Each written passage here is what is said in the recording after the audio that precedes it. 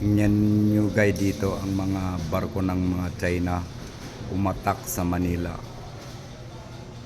Pinagpupugaran nila na yata ang Manila dahil gusto nila na sakupin. Ito, ang loud tinatambakan nila. Oh.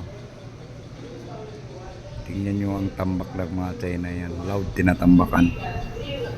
Hanggang doon, oh. Yun ang mga barko nila. Tingnan nyo, kaya makikita yan. Kasi pumasok yan ng mga China dito. Ang dami mga barko nila, oh.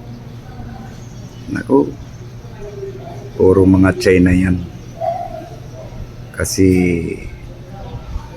kung baga kung makapusto na sila dito, kung ayaw ng Pilipinas ibigay sa kanilang Philippine Sea, ay nakapusto na sila, oh. Tingnan nyo yan. Oh, dami yan. Yan basta-basta.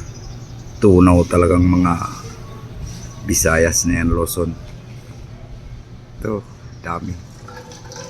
Tingnan nyo yan, oh.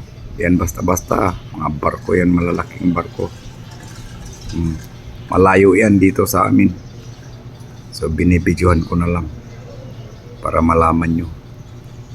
Sige, kayo na lang mag-usga dyan kung anong tatarget ng mga China dito sa Pilipinas. Dahil malaking kita sila dito. Maraming kayamanan dito. Okay, bahala na kayo dyan, kayo na mag-usga.